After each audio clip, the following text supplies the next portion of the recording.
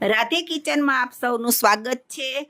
જો સરસ મજાની સુગંધ આવે અને સરસ મજાનું દેખાય છે અને ખૂબ જ ઝડપથી 10 જ મિનિટમાં આખા ઘરનો નાસ્તો બની જાય એવી રેસીપી છે। પૌવાને 2-3 પાણીથી સરસ મજાના ધોઈ અને 2 મિનિટ મૂકી દેવાના, એટલે આવા કોરા થઈ જશે। રવાને પણ ધોઈ અને ઢાંકી દેવાનું 5-1 મિનિટ। જેટલો રવો અને પૌવા બેયનું પ્રમાણ એક જ સરખું છે। 1 મોટી ચમચી ચણાનો લોટ, 1 ચમચી લીલા વટાણા બાફેલા, અડધી ચમચી જેટલો એકદમ ઝીણો સમારેલો હોય એવો ખમણેલો આદુ, ચીલી ફ્લેક્સ, મીઠા લીમડાના પાન એકદમ કૂણા કૂણા છે એટલે નાખેલા છે, લીલા મરચાં કાપેલા, ગરમ મસાલો સેજ એવો। આ બધી વસ્તુઓને સેજ એવું પાણી નાખી અને આપણે બરાબર મિક્સ કરીશું। મેં અહીંયા 2 વ્યક્તિ માટેનો નાસ્તો બનાવ્યો છે, સાંજના જમવામાં પણ ચાલે છે। મેં નાની નાની 2 વાટકી ખાલી રવો, પૌવા બહુ થોડું થોડું લઈને બનાવેલું છે। તમે મોટો વાટકો લેજો, આખી ફેમિલીનું બની જશે।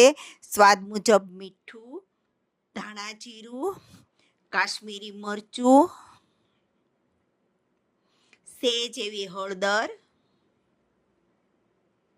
સેજ એવો ઈનો, અને ઈનો એક્ટિવ થાય એટલા માટે 1 લીંબુનો રસ। હવે આ બધી વસ્તુને પાછી ઈનો નાખ્યા પછી લાંબો સમય નહીં રાખવાનો, એટલે ફટાફટ આપણે હલાવી નાખીશું। મસાલાથી ભરપૂર જો પુષ્કળ મસાલો છે।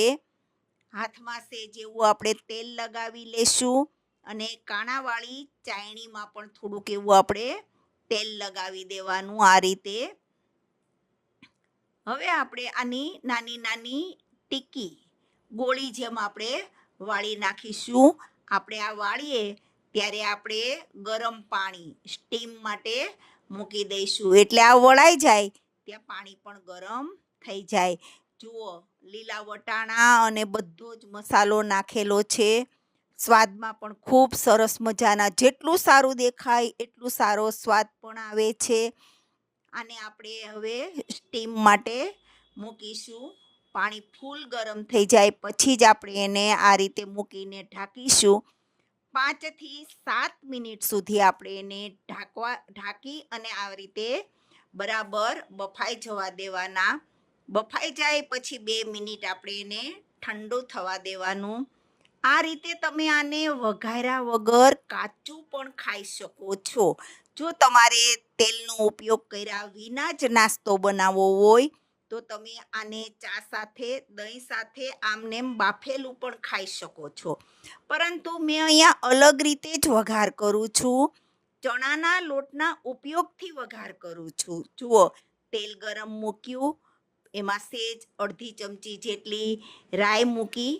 રાઈ તતડે એટલે આપણે સેજ એવું એમાં આખું જીરું નાખીશું। તમને એવું લાગશે કે આ તળેલું હોય એવી રીતે ચણાના લોટના ઉપયોગથી મેં એનો વઘાર કર્યો છે। તળવાની જરૂર નથી પડતી, પરંતુ એટલો સારો સ્વાદ આવશે ને દેખાશે તળેલું હોય એવું જ। હિંગ 1 ચમચી, સફેદ તલ 1 ચમચી, ચણાનો લોટ 1 ચમચી। જો ચણાનો લોટ તેલમાં નાખી અને શેકાય છે ત્યારે બહુ સારી સ્મેલ આવે છે। હવે આપણે આપણી બધી ટીકી જે આપણે બાફેલી હતી, જો એકદમ આરામથી બધી ઠંડી થાય એટલે નીકળી જાય છે।